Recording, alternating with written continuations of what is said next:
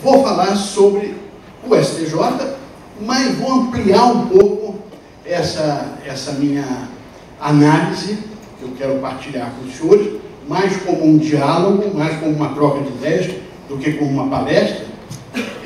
Vou ampliar um pouco isso e falar também sobre o Supremo, a jurisprudência do Supremo. Quero que o objeto central dessa troca de ideias não vai ser STJ ou Supremo, vai ser casos versus teses. O que os tribunais devem examinar? Qual é a tendência dos tribunais? É se debruçar sobre casos ou sobre teses? Então vamos lá, posso falar em pé? Pode. Então, no início era o verbo? Não, no início eram os casos. No meu tempo, e eu já posso falar assim, o advogado discutia casos. Não se cogitava de discutir teses em juízo. Pelo contrário, a gente tinha presente, como o senhor tem ainda até hoje, o mandado de segurança não é um meio adequado para discussão de tese jurídica. É preciso apresentar uma questão concreta. E isso valia para o mandado de segurança e valia para a atuação advocatícia como um todo. O advogado não apresentava em juízo uma postulação vazia de um significado, de uma situação de vida específica. O advogado sempre postulou em juízo um caso específico, a situação do seu cliente. Então, no início, eram os casos. Daí, inclusive, a palavra causídico, né? O causídico, eu, como uma geração anterior, sempre me orgulhei. Perguntavam, você é um advogado? Não, eu sou um causídico. Sempre me orgulhei muito desse porque o causídico é aquele que diz a causa. Vem do latim, causa dico, o verbo dicere. Então, essa era a função do advogado, era atuar como um causídico.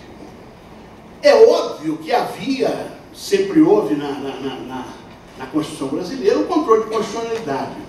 Só que o controle de constitucionalidade, antes da Constituição de 88, era prevalentemente um controle difuso, que era o controle casuístico. Era efetuado através dos recursos ordinários, que eram situações específicas, casos específicos, levados ao tribunal, envolvendo matéria constitucional, em que se proclamava a constitucionalidade ou inconstitucionalidade de um determinado texto normativo.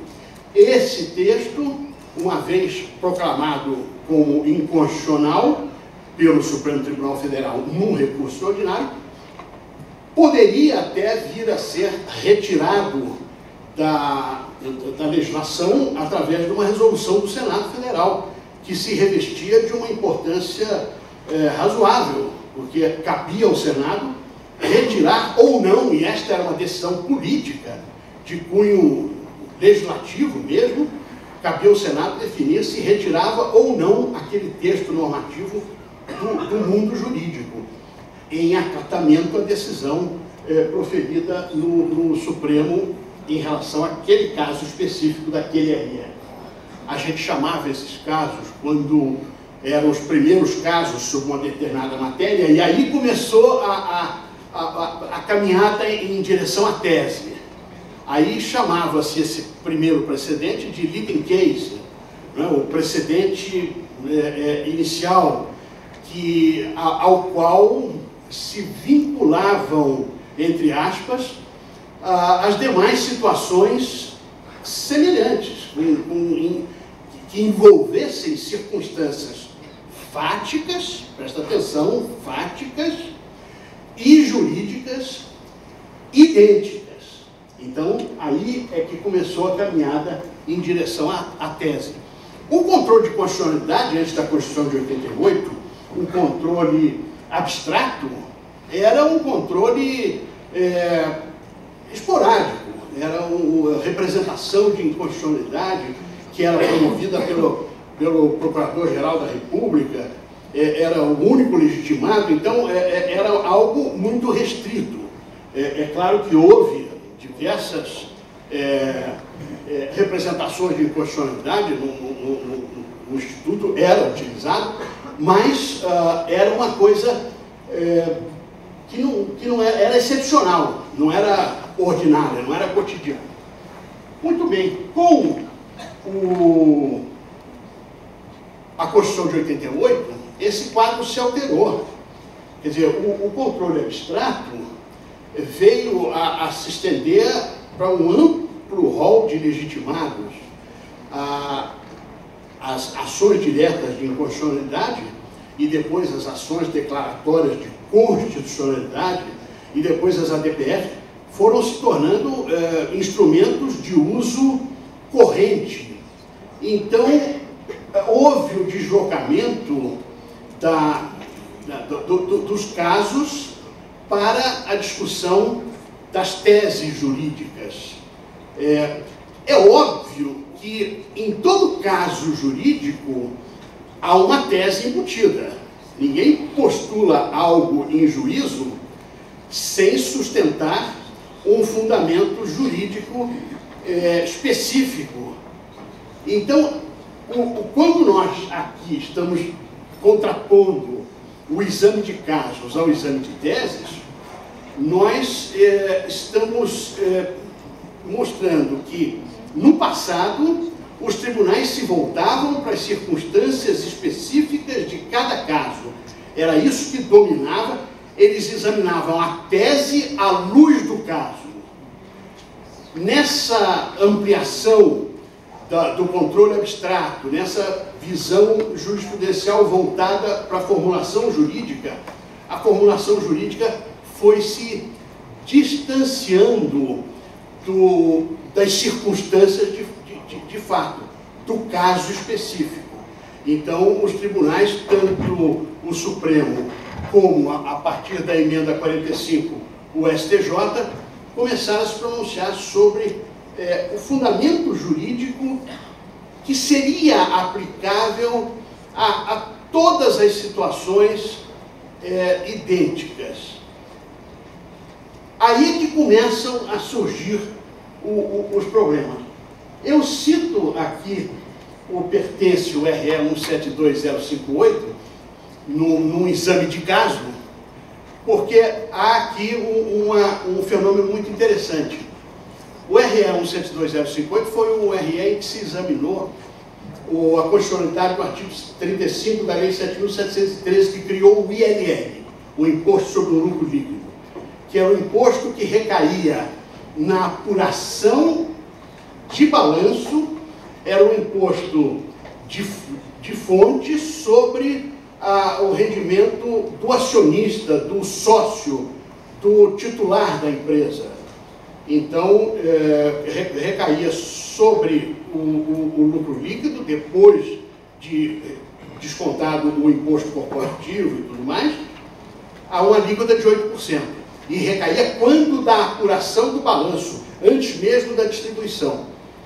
Mas o interessante é que nesse RE, em que o postulante era uma sociedade limitada, pela primeira vez, o Supremo Tribunal Federal abandonou a limitação dos autos, né? Aquela visão casuística do meu tempo, em que a gente dizia assim, o universo do juiz é o universo dos autos. O juiz não podia olhar nada além do que estivesse presente nos autos.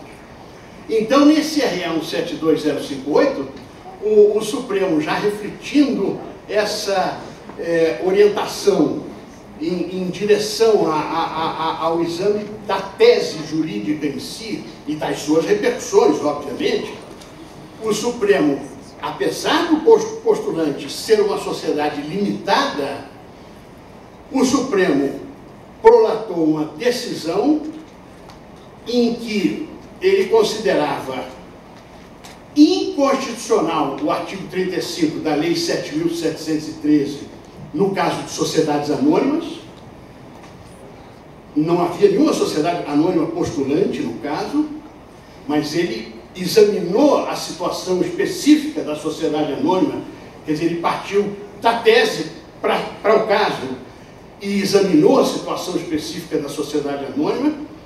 Depois ele considerou completamente constitucional a incidência do artigo 35 da Lei 7.713 para firmas individuais, que também não faziam parte da postulação, e ele considerou constitucional e ou inconstitucional no caso das limitadas, dependendo do que dissesse o contrato social.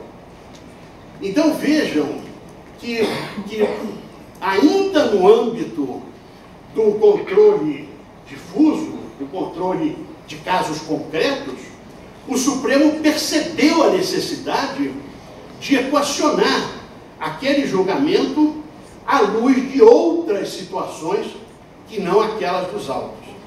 Então, esse movimento dos tribunais e do legislador, que veio depois com a emenda 45, esse movimento dos tribunais em direção ao exame das teses, é um movimento imposto pela complexidade da vida moderna, pela multiplicidade de ações que hoje graçam nas diversas instâncias do fórum, das diversas instâncias do país. O acesso à justiça que foi ampliado e garantido de maneira definitiva pela Constituição de 88, que nós estamos falando aqui de legislação de jurisprudência sobre legislação tributária. Uma coisa importante que os mais jovens saibam é que antes da Constituição de 88, lá na época do autoritarismo, até 79, 80, não havia recurso ao judiciário contra leis tributárias. No autoritarismo, eu me lembro de um ministro da Fazenda dizer que com três órgãos do governo, ele era capaz de fechar qualquer empresa. Esses órgãos eram o CIP, controle de preço, a CACETES, controle de importação, e a Receita Federal. Então ninguém brigava com a Fazenda Nacional lá naquela época do autoritarismo. Hoje não, hoje a Constituição de 88 veio garantir um amplo acesso à justiça, as ações se multiplicam e os tribunais se veem na necessidade de estabelecer mecanismos, instrumentos que possibilitem o exame conjunto de casos semelhantes. Então, o legislador cria, a partir da emenda 45, os recursos com repercussão geral no âmbito do Supremo e os recursos repetitivos no âmbito do STJ. Mas aí, como tudo na vida, quer dizer, a gente tenta resolver um problema e cria outro. Porque aí o que passa a acontecer? O que passa a acontecer, o Superior Tribunal de Justiça tem uma função constitucional de tribunal de uniformizador da jurisprudência em matéria infraconstitucional. Aí começa a acontecer os desvios que eu quero colocar em discussão aqui e quero desafiar os mais jovens que apresentam teses e refletem sobre isso a amadurecer o pensamento em torno dessas situações para nós caminharmos para um aprimoramento desses mecanismos, porque da maneira como as coisas estão postas hoje, você tem distorções muito sérias nos julgamentos proferidos pelas cortes superiores. Então, só para examinar dois casos que eu considero emblemáticos. O 172058, já mencionei, é aquela situação interessante em que do RE partiu-se para uma ampliação do objeto subjúdice para que se sistematizasse o tema, né, como um todo, definindo então a sua aplicação a outros casos que não idênticos e sequer semelhantes ao postulado no RE específico. E aí temos um exemplo muito positivo da atuação do Tribunal Superior, no caso o STF. O ministro Pertence, eu cito ele ali, porque ele, no julgamento, chega a chamar a atenção dos seus pares para a importância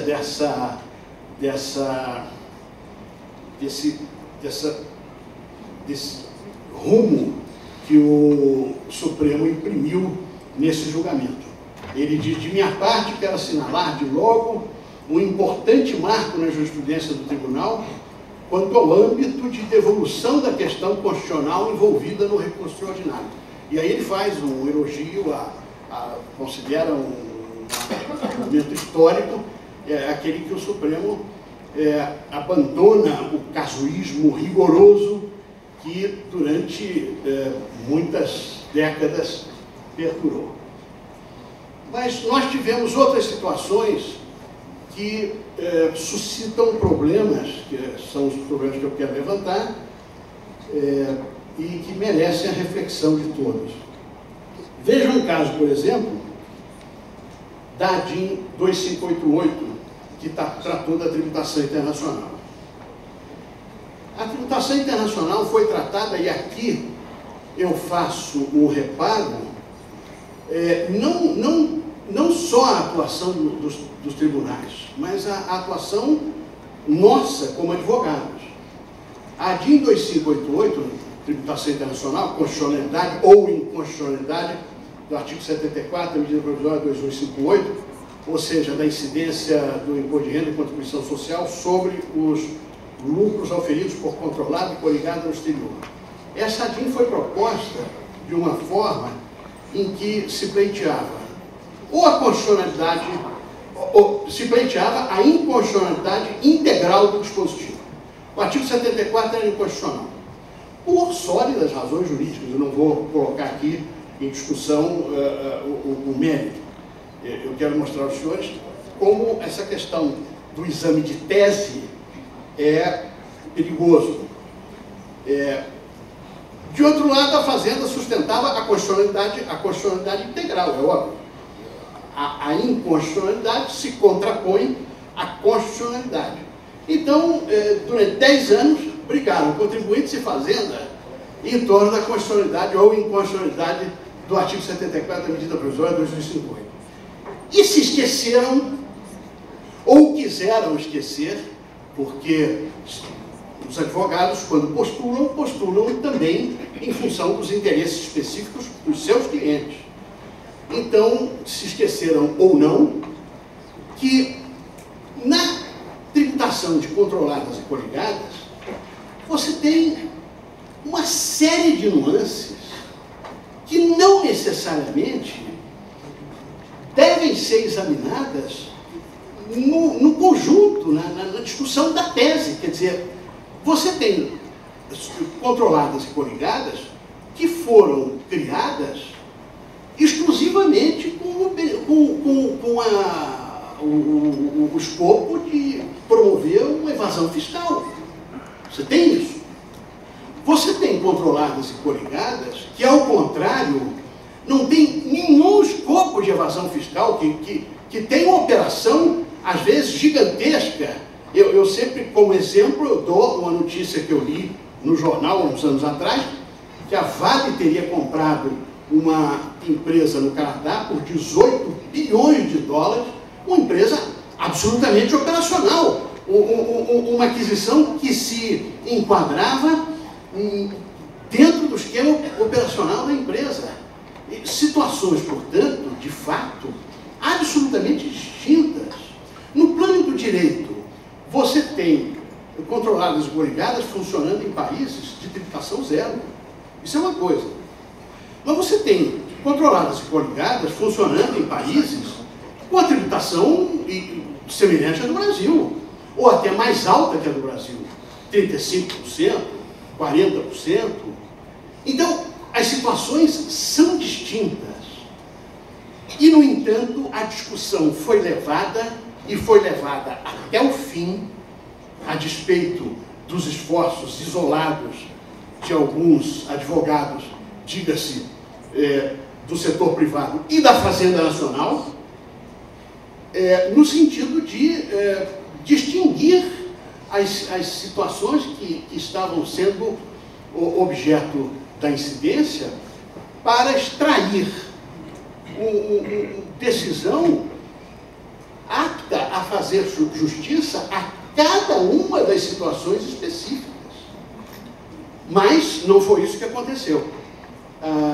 Infelizmente, a discussão se deu no jogo do tudo ou nada e acabou-se com uma decisão, aliás, no caso mais importante, que é o caso das controladas em países de tributação normal e em países de tratado, acabou-se com 5-5, felizmente, graças ao voto do ministro Joaquim Barbosa, que foi o único dos 10 ministros que votaram, foi o único que fez uma distinção, que disse, não, é constitucional se tratar de controlada em paraíso fiscal. Aí é constitucional, pode cobrar na cabeça. Não precisa esperar a distribuição, não. Pode cobrar na apuração do balanço. Mas é inconstitucional se tratar de uma empresa que está num país de tributação normal, que está operando normalmente, que não tem um escopo elisivo. Então, graças a isso, em relação a esse tema, nós chegamos a uma situação de não decisão, porque ficou 5-5, não tem efeito vinculante, o caso deve ser levado de novo, em algum momento, aos tribunais, ao STF, que é o tribunal competente para julgar matéria envolvendo a constitucionalidade das leis. Então, vejam, senhores, ainda sobre esse tema da tributação internacional, eu diria o seguinte, puxa, paraíso fiscal é um palavrão. O pessoal da Fazenda, Luiz Carlos, é palavrão. Paraíso fiscal é palavrão. Eu concordo. Eu, como advogado, concordo. Eu também acho. Agora, imagine os senhores a seguinte situação, só para contrapor essa coisa do caso e da tese. Então vamos lá, qual é a tese? Paraíso fiscal é palavrão, todo mundo aqui concorda. Mas qual é o caso?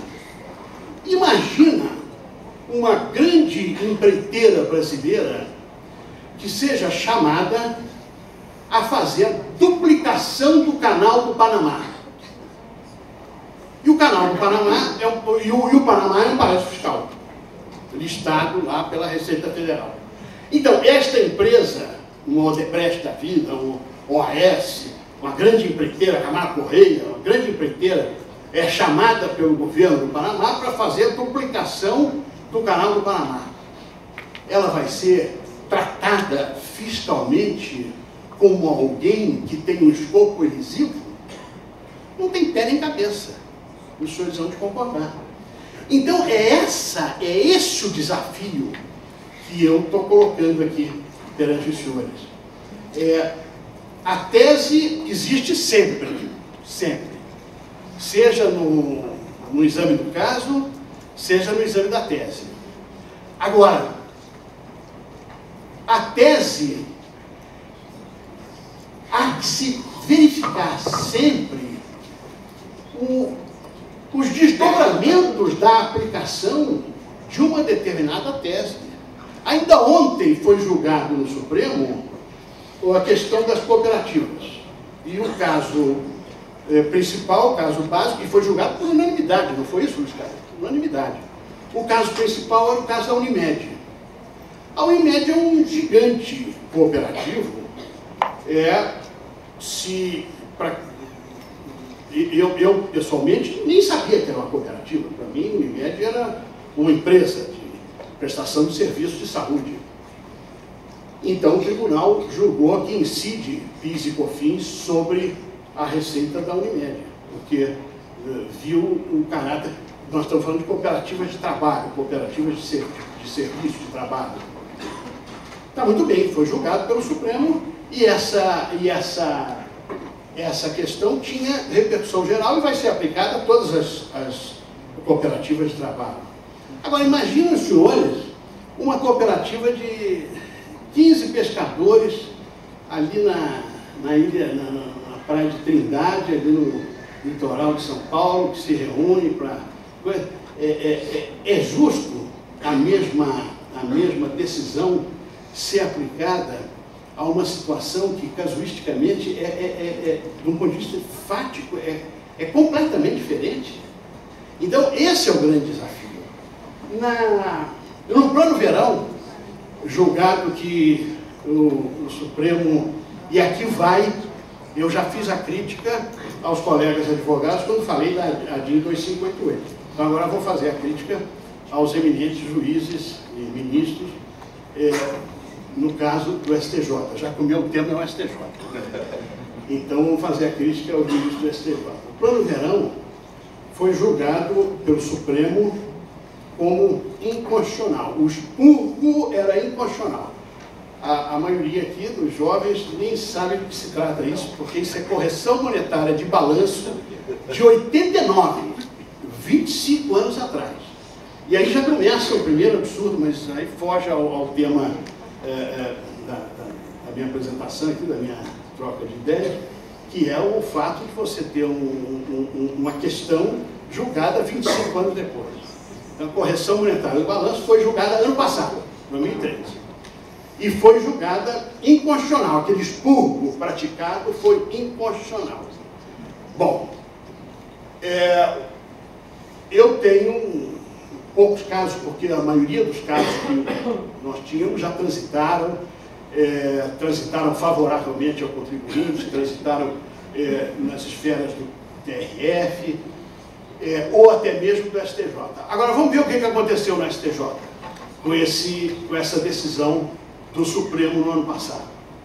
Muito bem.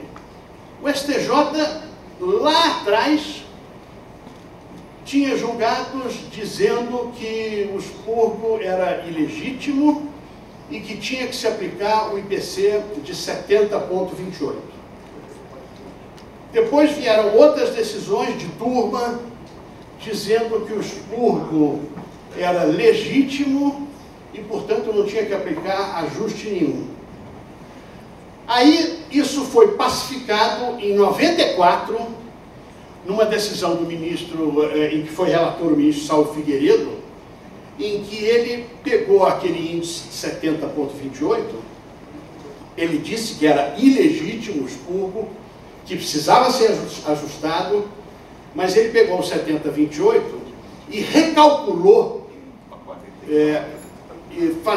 substituindo-se ao IBGE, que era o órgão competente para calcular o IPC, ele recalculou o 70,28 no período todo de tempo e tal, e chegou à conclusão de que era 42,72 e não 70,28, mas tinha um resíduo no mês seguinte, porque pelo IBGE, no mês seguinte, era 3,6 a correção.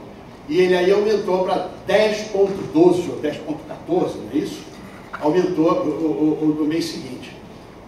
Mas aí, ninguém pediu janeiro, não pediu o mês seguinte, porque... Entendeu? Aí teve julgado dizendo, não, eu dou 42,72, mas não dou 10,14. Tá bem. É claro que o STJ depois pacificou isso e disse, não, dando 42,72, o 10,14 é automático. Não precisa pedir, é óbvio. O cara pediu 70,28, que era o IPC do IBGE. O STJ diz que não é 70,28, é 42,72 mais 10,14. Ambos estão contidos no 70,28. Então o STJ pacificou isso, tudo bem, ótimo. Aí vem o Supremo, julga um outro tema, uma outra tese, que é a correção monetária de um outro ano. E aí o Supremo, aliás, o Supremo nem julgou o expurgo. O Supremo julgou uma lei que recompôs o expurgo da correção monetária num outro ano e disse que essa lei era constitucional. Aí o STJ vira e diz, bom, então vamos mudar a nossa jurisprudência, porque o Supremo diz que é constitucional, nós não podemos ficar dizendo que é ilegítimo. Pô, mas por que não pode? Para aí, por que não pode? O Supremo está dizendo que é constitucional, quer dizer, que é de acordo com a moldura constitucional, mas uma coisa constitucional não pode conter alguma ilegitimidade, algo a nível infraconstitucional que invalide. Na minha modesta visão, poderia, mas o STJ aí se curva a decisão do Supremo e diz, não, o Supremo diz que é constitucional, então não tem ajuste nenhum, nem 70-28, nem 42-72, nem 10-14, pronto, não tem ajuste. Aí a gente vai ao Supremo, no ano passado, e consegue a declaração de inconstitucionalidade do Plano Verão, que foi de 89. Aí o Supremo, aí o Supremo vira e diz assim, não, mas eu não vou me meter em índice, porque não cabe a mim definir índice. Eu também acho que não cabe ao Supremo e que não cabe ao STJ. Índice é lá com o órgão competente, mas enfim, o STJ tinha definido em 94, o Supremo disse, não quero entrar nessa briga de índice. Tá bom. Qual é estou dizendo isso tudo para chegar aqui. Qual é a situação hoje de um ou outro caso de Plano Verão que restou aí? O STJ, mais uma vez, voltou atrás e passou a considerar ilegítimo o expurgo. Quer dizer, ele que já tinha considerado ilegítimo, depois tinha considerado legítimo, voltou a considerar ilegítimo. Isso um tribunal cuja finalidade constitucional é uniformizar a jurisprudência. Quer dizer, eu estou colocando aqui para os senhores os problemas, as soluções. Eu não conheço, eu vi aí na apresentação que o objetivo aqui era de despertar dúvidas e não oferecer respostas. As respostas os senhores vão oferecer no Congresso do ano que vem. Então, está aqui, Plano Verão. Então, discutir tese ou discutir caso, não pode. Cada tese tem que ser examinada à luz da situação a qual ela vai se aplicar. Eu, quando fiz meu curso, meus créditos de doutoramento lá na USP, tive a honra de ser aluno do professor Cândido Dinamarca, que me ensinou a instrumentalidade do direito processual, a necessidade do direito resolver situações de fato. E eu me imbuí disso. Então, quando se examinar a tese tem que ser examinada frente às situações sobre as quais ela vai se aplicar. Temos pendente lá no Supremo, para vocês não me acharem muito velho, só estou falando de passado, então nós temos pendente lá no Supremo um julgamento que deve ocorrer em curto prazo no ICMS na base de cálculo do PIS/COFINS, ou dito de outras formas, a incidência do PIS/COFINS sobre o ICMS. É possível, não é possível? É constitucional, não é constitucional? É tipicamente uma tese, né? Tipicamente, os senhores diriam, poxa, isso aí, essa tese aí vai ser julgada, semana que vem ou na outra semana, essa tese contradiz tudo que você disse aí da tribuna, porque isso é tipicamente uma tese. Não tem casos diversos. Eu digo a você, tem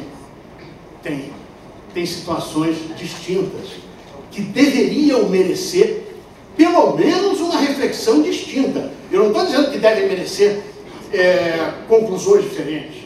Eu estou dizendo que devem merecer argumentações diferentes, reflexões diferentes, que podem resultar e que podem gerar resultados diferentes ou não. Então, por exemplo, no caso do ICMS do PIS/COFINS, você tem a tese de que o PIS/COFINS não pode incidir sobre o ICMS. Tá. O ICMS hoje, depois da lei 10.833 e 10.637, de 12.833, aquelas leis de 2003, é não cumulativo, já passou. é não cumulativo. O PIS hoje e o COFINS são não cumulativos em regra. Mas o PIS, até então, era cumulativo. Era cumulativo como regra. E essa questão da incidência do PIS/COFINS sobre o ICMS é a mesma coisa no caso de uma sistemática não cumulativa e no caso de uma sistemática cumulativa? Eu, pessoalmente, acho que são diferentes, são situações completamente diferentes. E eu, pessoalmente, acho que as conclusões deveriam ser diferentes. Mas, enfim, o que eu quero dizer é que não se pode examinar uma tese desfocada da situação de vida a que ela vai se aplicar. Só como um lembrete final para os colegas, quem faz a jurisprudência, nós sempre achamos que quem faz a jurisprudência são os juízes, né? São os desembargadores, são os ministros. E eu, depois de, estou fazendo ano que vem 45 anos de formado, tenho 22 anos de atuação no Supremo, digo aos senhores, não se esqueçam dessa regrinha da Constituição, encham o peito e tomem consciência de que quem faz a jurisprudência dos tribunais é muito o advogado. O juiz decide à luz do que está posto. Do que está posto pelo advogado da fazenda, no caso tributário, do que está posto pelo advogado do contribuinte. Então, a nossa importância na materialização da jurisprudência é fundamental e, por isso, nós carregamos uma enorme responsabilidade e devemos ter grande orgulho da nossa atividade. Muito obrigado.